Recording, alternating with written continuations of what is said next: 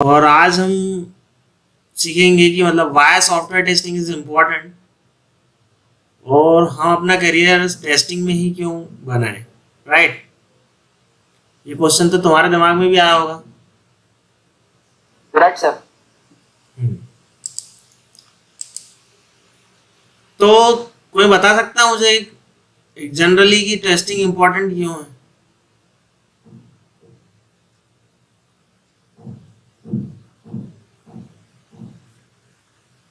Sir कोई भी software making के बाद उसे टेस्टिंग करना बहुत इंपॉर्टेंट होता है, वरना वो ठीक से रन कर रहा नहीं कर रहा, क्या उसके बग्स है तो उसे हमें पता नहीं चलेगा, क्या उसके डिमेरिट्स है उसे हमें पता पता कैसे चलेगा।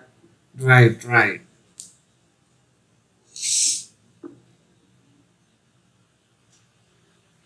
इसके अलावा और कोई?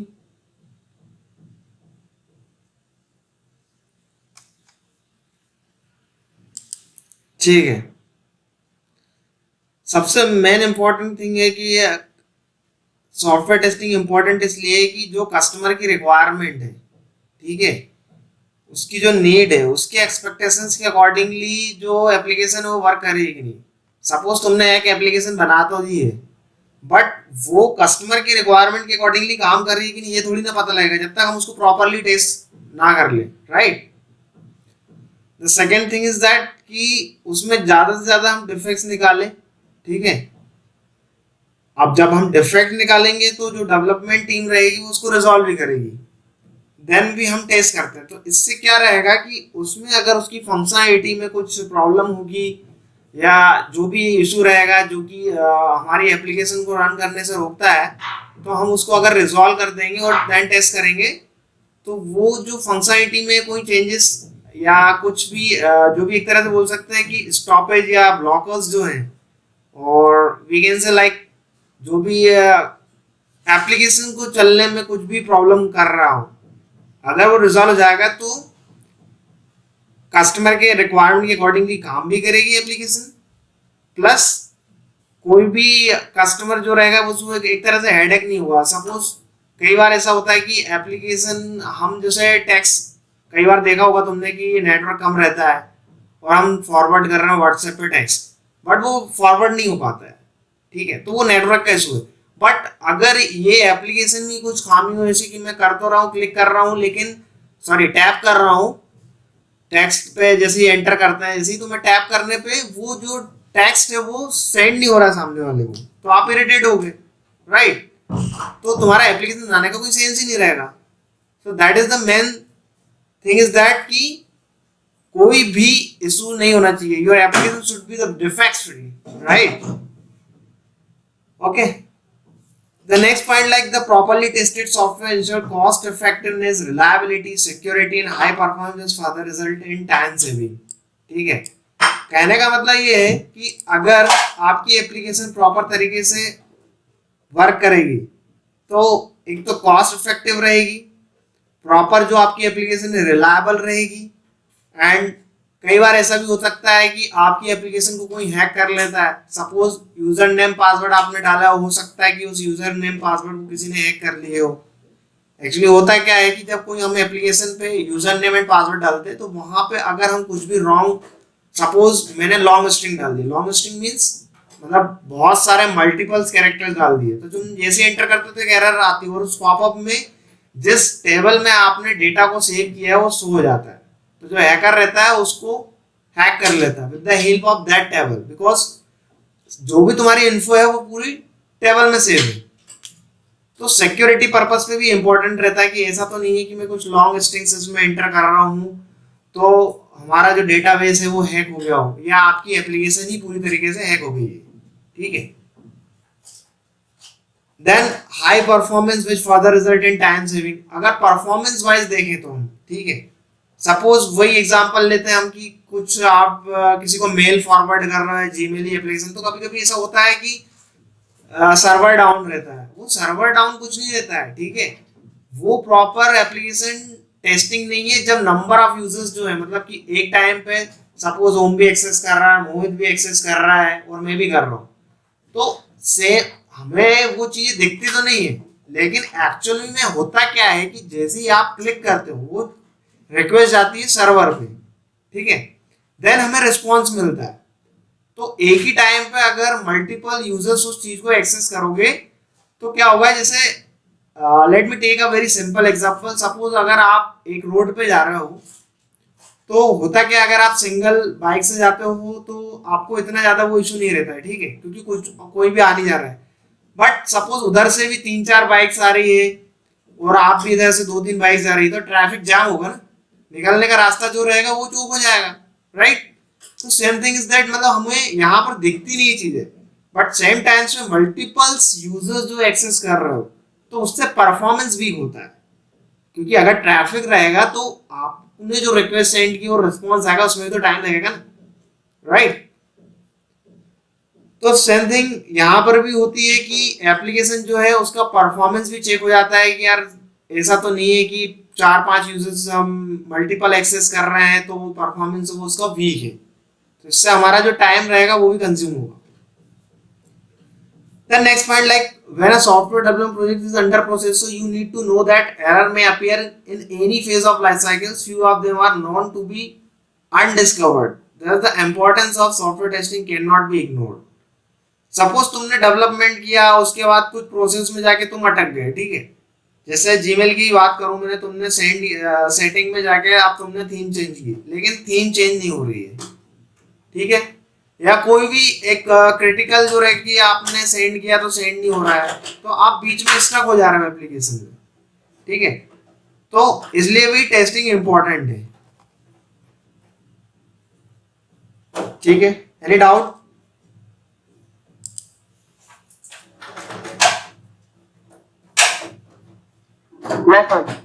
Okay. Next, determining the performance of software, it is already covered. Now the last point, like if you find software application that has poor or bad performance, you will find that it brings your reputation down in the market of for the business, and users are not going to trust any people. There are a chances that the reputation of your organization is going to suffer. Suppose आज आप WhatsApp भी use कर रहे हो और उसमें कुछ issue आता है, तो इससे आपकी मार्केट में वैल्यू भी तो डाउन हो रही है ना, आपका बिजनेस भी इम्पैक्ट हो रहा है, क्योंकि अगर एप्लीकेशन प्रॉपर्ली वर्क नहीं करेगी तो आप वो एप्लीकेशन को यूज करना नहीं चाहोगे। अल्टीमेटली आप अपने यूजफुल के लिए ही तो आप एप्लीकेशन यूज कर रहे हो, बट उसमें कुछ ऐसा रहेगा, कुछ भी बग फाइंडिंग रहेंगे तो आप एप्लीकेशन को यूज नहीं करोगे, तो आपका बिजनेस भी इम्पैक्ट हो सकता है इससे, ठीक है। सो हाँ बोलो। Hello sir.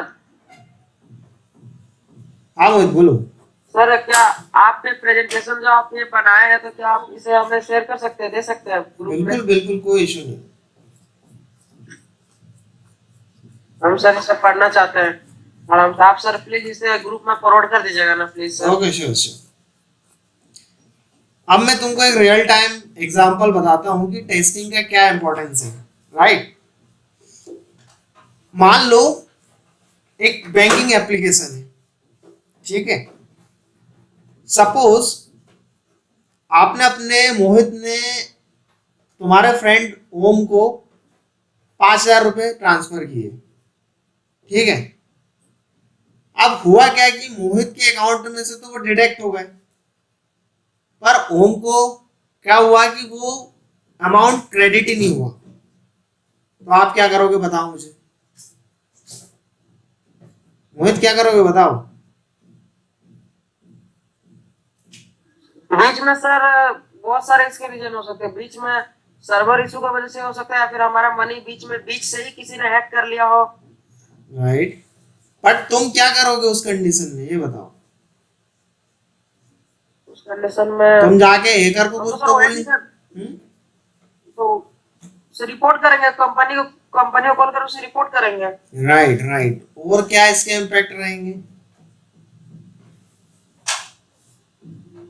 और सबसे पहले हम अपने जिससे भी ट्रांसफर कर रहे हैं उसकी सिक्योरिटी को एनहांस करने की कोशिश करेंगे हम। अरे तुम कैसे करोगे एनहांस? तुम कोई डेवलपर हो क्या? एप्लीकेशन तुमने तो बनाई नहीं है वो, तुम्हारे उस पे क्या इम्पैक्ट पड़ेगा उससे?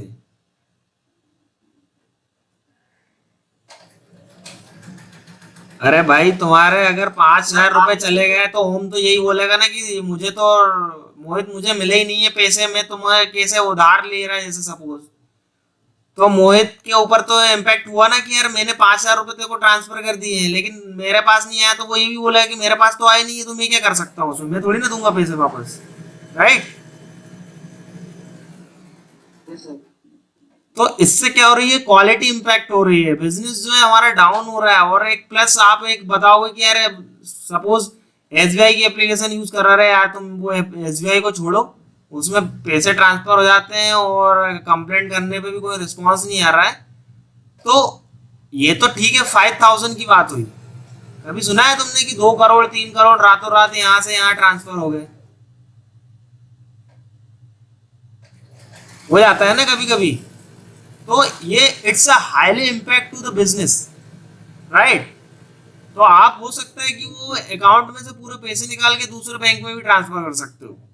तो दैट्स वाई अगर हम कोई एप्लीकेशन बनाते हैं तो उसके लिए हमें बहुत ज़्यादा इम्पोर्टेंट है कि उसकी एप्लीकेशन प्रॉपरली क्वालिटी वाइज हो, राइट।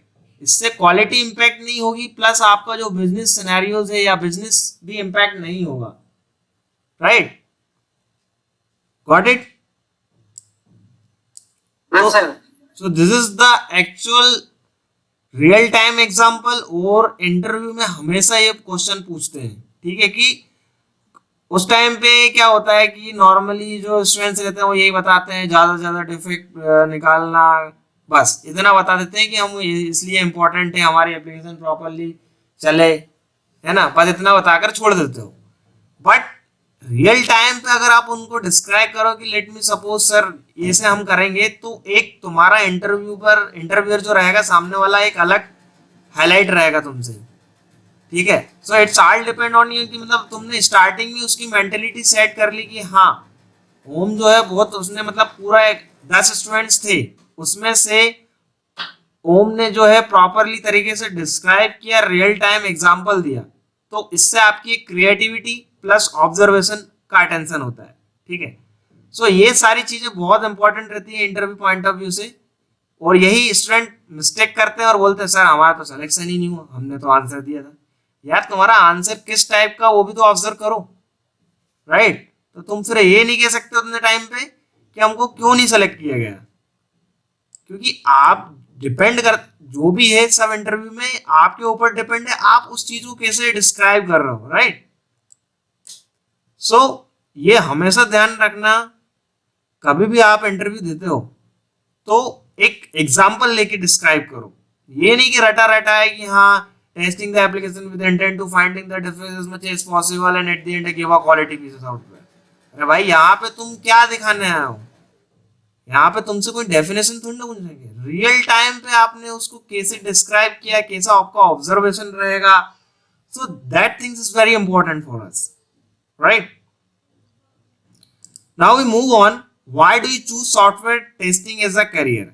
अब सबसे मेन क्वेश्चन यही रहता है कि, और ये इंटरव्यू पॉइंट ऑफ व्यू से बहुत इंपॉर्टेंट क्वेश्चन है कि सॉफ्टवेयर टेस्टिंग को ही हम एज अ करियर क्यों बनाए, राइट। ठीक है, अब tester the first point is that कि tester get good pay as comparison to other field, ठीक है। तो ऐसा है कि दूसरी जो भी फील्ड है तो उसमें इतना अच्छा पे नहीं मिलता जितना टेस्टिंग में मिलता है, but it's not important, like developer को भी कई बार अच्छा मिलता है। तो मतलब दूसरी फील्ड की बात करें तो इसमें एक अच्छा पे आउट रहता है, ठीक है। Then relatively easy to enter into IT through software testing, ये एक बहुत इंपॉर्टेंट पॉइंट है टेस्टिंग में आने के लिए कि आप सॉरी आईटी कंपनी में, कि टेस्टिंग के थ्रू आप इजीली इंटर कर जाते हो, क्योंकि आपको ना कोडिंग करने की जरूरत है, ठीक है। The main thing is that कि आपको कोडिंग आना चाहिए, बहुत सारे स्टूडेंट्स को ये डाउट रहता है, लेकिन इसमें कोई इतना स्टार्टिंग में कोई कोडिंग की जरूरत नहीं रहती है, ठीक है। सो इनिशियल लेवल पे आप मैनुअल टेस्टिंग से स्टार्ट कर सकते हो, तो ये थोड़ा सा इजी रहता है। Then switch from development to testing field is easy. देखो जो डेवलपर रहता है उसको कोडिंग पे फोकस करना रहता है, वो उसको पता रहता है कि हाँ यार ये चीजें का मैं फंक्शनलिटी कर रहा हूँ, तो उसको टेस्टिंग फील्ड में आप अगर मूव करते हो तो उसके लिए भी इजी रहता है। अब दूसरा चीज career shift from testing to business is easy, ठीक है।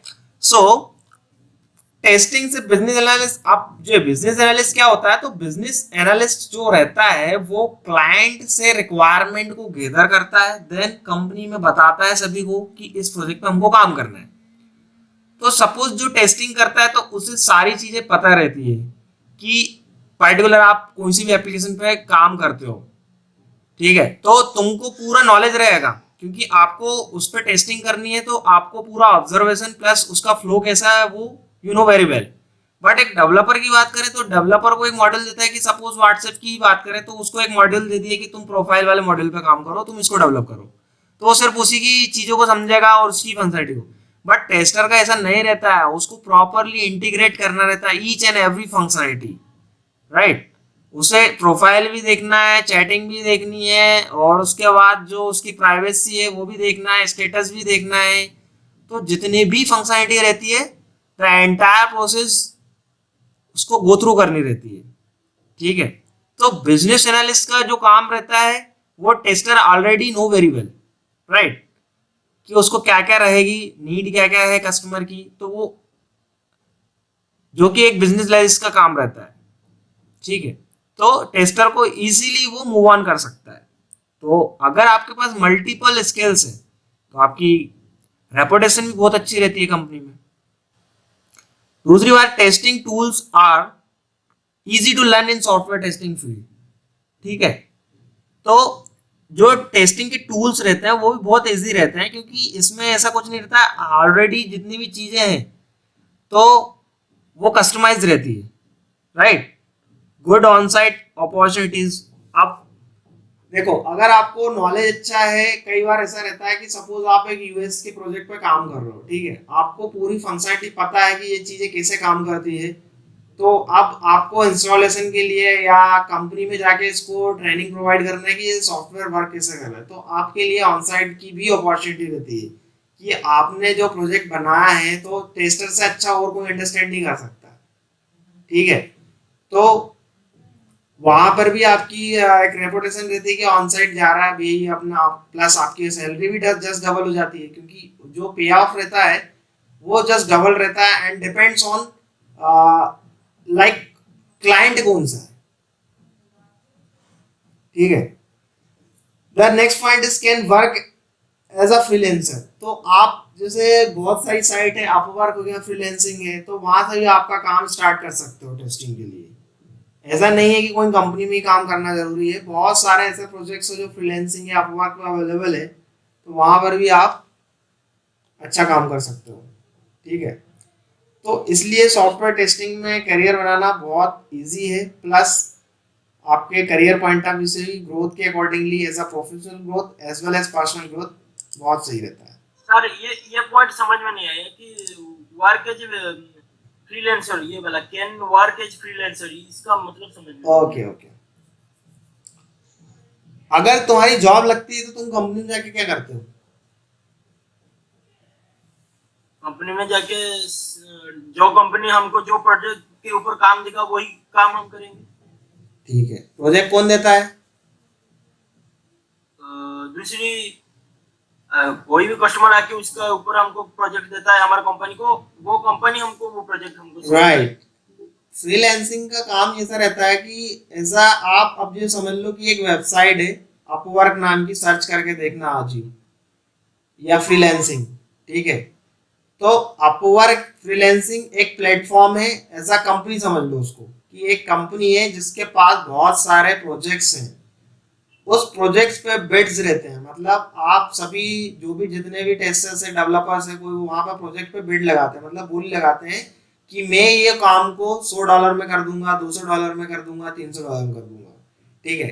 तो अगर आपको काम बहुत अच्छे से आता है तो आप वहां पर डायरेक्टली अप्लाई कर सकते हो, बिड लगा सकते हो, ठीक है। अब आप जो काम करते हो उसके अकॉर्डिंगली वो जो कंपनी वाला है या प्रोजेक्ट वाला है वो आपको पे करता है। मतलब ये समझ लो कि वहां आप कंपनी में हो, कंपनी के लिए काम करते हो, यहाँ पे पर्टिकुलर एक क्लाइंट के लिए काम करते हो, ठीक है। इट्स अ ओपन सोर्स, मतलब ऐसा नहीं रहता है इसमें कि कोई कंपनी वगैरह इंटरफेयर करेगी या तुमको डेली 8 घंटे काम करना है, ऐसा नहीं है।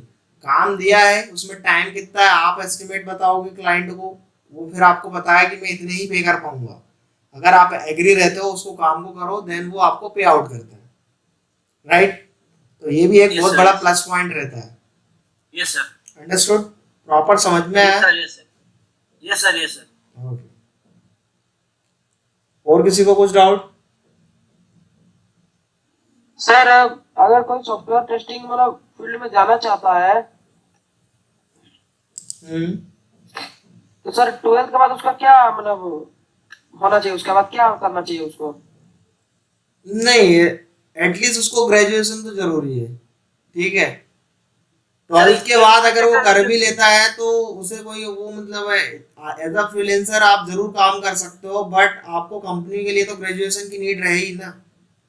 ग्रेजुएशन मतलब वही बीटेक वाला ग्रेजुएशन राइट, चाहिए राइट। तो बीटेक कर लो, बीसेक बीएससी कर लो, या एमसीए कर लेते हो आप, ठीक है?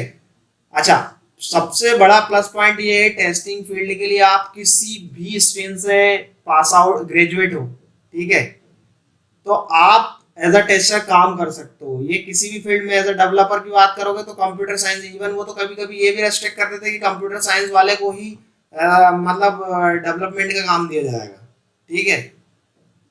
बट टेस्टर का ऐसा नहीं रहता, आप कोई सी भी स्ट्रीम से हो, ये it doesn't matter, matter is what your knowledge, आपको कितना प्रैक्टिकली नॉलेज है, बस आपके पास एक ग्रेजुएशन की एक डिग्री होना जरूरी है, दैट्स इट, और आप अपना अच्छा करियर बना सकते हो। मतलब हम बीटेक के बाद ही डायरेक्ट मतलब टेस्टिंग फील्ड में एंटर कर सकते हैं? बिल्कुल। अब बात करते हैं, किसी किसी स्टूडेंट्स के दिमाग में ये आता है कि सर मैं तो अभी फर्स्ट ईयर में हूँ, सेकेंड ईयर में हूँ, मुझे क्या करना है अभी? बट बिलीव मी गाइस, अगर आपने अभी से ये चीजें कर ली तो आपका प्लेसमेंट तो बहुत अच्छी कंपनी में हो गई होगा, प्लस आप जो 3-4 साल में आप जो जितना कुछ कर लोगे वो एक नॉर्मली जो फ्रेशर स्टूडेंट रहता है वो नहीं कर पाएगा, ठीक है? तो एक तो आपको कंपनी में एक एडवांटेज रहेगा कि आप जो कंपनी में आप का सिलेक्शन बहुत जल्दी हो जाएगा, क्योंकि अल्टीमेटली उनको नॉलेज वाला बंदा चाहिए, राइट? जैसे टीसीएस की ही बात करें या कॉग्निजेंट या विप्रो की, तो उनके पास बहुत सारी चीजें हैं यार। तो अगर आपको, वो ये नहीं देखते कि आपको जावा भी आता है, डॉट नेट भी आता है, पीएचपी भी आता है और फलाना ढिमका, ये नहीं चाहिए उनको। उनको ये चाहिए कि आपने जो सीखा है आप उस चीज को कितने अच्छे से समझते हो, राइट? तो ये आपके लिए प्लस पॉइंट रहता है। हाँ, मुझे टेस्टिंग आती है तो मुझे ऐसी टेस्टिंग आती है कि जो 2000 स्टूडेंट लाइन में खड़े हो उनके जैसे, मेरे जैसा कोई है नहीं है। आप अपने आप में एक यूनिक हो, ठीक है? तो जो 3 से 4 साल में आप जो लाइव प्रोजेक्ट पे काम करोगे आपको ये सारी चीजें जाएगी, और आप एज अ फ्रीलांसर भी काम कर सकते हो, वहां तो कोई डिग्री नहीं चाहिए हमें क्योंकि, ठीक है? अब बात करते हैं आगे की, for a tester he or she needs total application working knowledge, and this is one is just amazing that you got to know each and every single thing about your application which you are testing. Developer will get only knowledge to their limited allotted, ये already मैं describe कर चुका हूँ, right? ठीक है। Life will with less stress और stress free as compare to developers, ये बहुत इंपॉर्टेंट पॉइंट है। देखो, आज तो आप बैचलर हो, आपको कोई इशू नहीं है, ठीक है? आप कितना भी काम कर लोगे कंपनी के लिए, 10 घंटे, 11 घंटे, 12 घंटे, बट अब आपकी शादी हो जाएगी, आपकी फैमिली पर भी फोकस करना पड़ेगा। तो डेवलपर जो रहता है, देखो, हमेशा कोडिंग में घुसे रहते हैं, अगर कोई इशू आएगा तो उनको हर एक चीजें को डीबग करना रहता है, लेकिन टेस्टर में ऐसा नहीं रहता है, उसको कोई स्ट्रेस नहीं। एप्लीकेशन आई, मैं उसके बाद टेस्ट करूंगा, इशू निकाल के फिर डेवलपर को दे दूंगा, राइट? तो आप थोड़े से स्ट्रेस फ्री भी रहते हैं, ठीक है? और दूसरा एक मोस्ट इंपॉर्टेंट पॉइंट है, if you are a person of a type who always see a glass is half empty, you will sure be a great tester, ठीक है? कोई बोलता है ना कि आधा ग्लास भरा हुआ है, पॉजिटिवली देखें, लेकिन टेस्टर अगर ये बोलता है कि नहीं आधा ग्लास खाली है, मतलब आप उसमें ये चीजें ऑब्जर्व करते हो खामियां, तो हमारा तो काम ही यही रहता है ना टेस्टर का, कि ज्यादा से ज्यादा इश्यूज को निकालना, ठीक है? The last point is what in automation testing you can act as a both tester and developer, ठीक है? अच्छा, ऑटोमेशन टेस्टर, सपोज आप मैनुअल टेस्टिंग पे तो ठीक है, लेकिन ऑटोमेशन टेस्टिंग में क्या होता है कि आप जैसे सपोज जावा, मैंने बताया था कल भी कि जावा, पीएचपी वगैरह, एंड्रॉयड, सॉरी .NET, जो आप एक पर्टिकुलर लैंग्वेज पे कमांड करके अगर आप स्क्रिप्टिंग चालू कर देते हो तो वो एज अ डेवलपर भी काम करता है। क्यों? क्योंकि आप चीजों को ऑटोमेट कर रहे हो, तो कितनी बड़ी बात है। ऑटोमेशन का काम क्या रहता है, आप जो मैनुअली टेस्ट कर रहे हो उस चीजों को मैंने अगर ऑटोमेट कर दिया तो इश्यूज अपने आप निकलेंगे, स्क्रीनशॉट भी लेगा, बग भी रहेगा, वो बग रिपोर्ट भी बना के दे देगा। तो आप कंपनी का कितना टाइम बचा रहे हो, तो आपकी जो सैलरी भी रहती है वो जस्ट डबल रहती है। आप यहाँ पे डेवलपर कोई मायने नहीं रखता कि डेवलपर की सैलरी, आपकी सैलरी जस्ट डबल हो सकती है ऑटोमेशन टेस्टर की। ठीक है, तो सपोज एक, और आपको एक ये बेसिक में भी आप बता देता हूँ कि मैं एक जो मैनुअल टेस्टर रहता है उसकी सैलरी अगर 10,000 है, और अगर आपने ऑटोमेशन किया और ऑटोमेशन वर्क कर रहे हो तो उसकी सैलरी 20,000 से 25,000 हो सकती है कंपैरिजन में। सर ऑटोमेशन टेस्टिंग काम कैसे करता है, मतलब ऑटोमेशन टेस्टिंग, देखो, let me take a very simple example. Suppose आप एक जीमेल की एप्लीकेशन टेस्ट कर रहे हो, राइट? Yes, sir. अब मैंने बोला कि तुम लॉग इन फंक्शनलिटी टेस्ट करो, ठीक है? लॉग इन फंक्शनलिटी टेस्ट करने में क्या करोगे, आप यूजर नेम डाल के देखोगे करेक्ट इनकरेक्ट, ठीक है? पासवर्ड डालोगे और लॉग इन पे क्लिक करोगे, राइट? मैनुअली ऐसे टेस्ट करोगे। Yes, sir. पर अगर मैं कहूं कि अब मुझे ये चीजें ऑटोमेटिक टेस्ट हो तो तुम क्या करोगे? क्या मतलब तुम्हारे दिमाग में आ रही चीजें कि अगर मैं इस चीज को ऑटोमेट करता हूं तो कैसे काम हो रहा है, बताओ।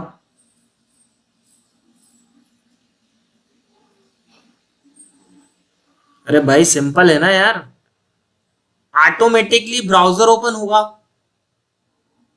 तुम कुछ भी नहीं कर रहे हो, तुमने एक स्क्रिप्ट बनाई है ऑटोमेशन की, ऑटोमेटिकली ब्राउजर ओपन होगा, ऑटोमेटिकली वो यूआरएल इंटर करेगा, ऑटोमेटिकली ईमेल आईडी इंटर करोगे, पासवर्ड इंटर करोगे, लॉगिन पे क्लिक करेगा, ठीक है? तो ये चीजों को अगर मैं ऑटोमेट करता हूँ, बेसिकली तुम्हारे नॉलेज की वजह से बता दूं कि सेलेनियम वेब ड्राइवर यूज करते हैं वेब एप्लीकेशन के लिए।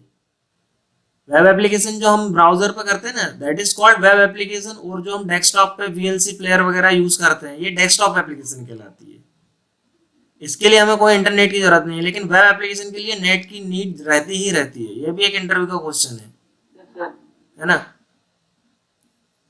तो ये जो चीजें ऑटोमेट कर रहे हो तो आप टाइम कितना बचा दे रहे हो कंपनी का, बहुत सारा ना, तो आपकी एक रेपुटेशन ही अलग रहती है। सो ओवरऑल देखा जाए तो टेस्टिंग एक बहुत अच्छी फील्ड है। And so we have discuss about why do you choose software testing as a career, और टेस्टिंग क्यों इंपॉर्टेंट है। Is there any doubt? No sir. Clear है सारी चीजें? Yes sir.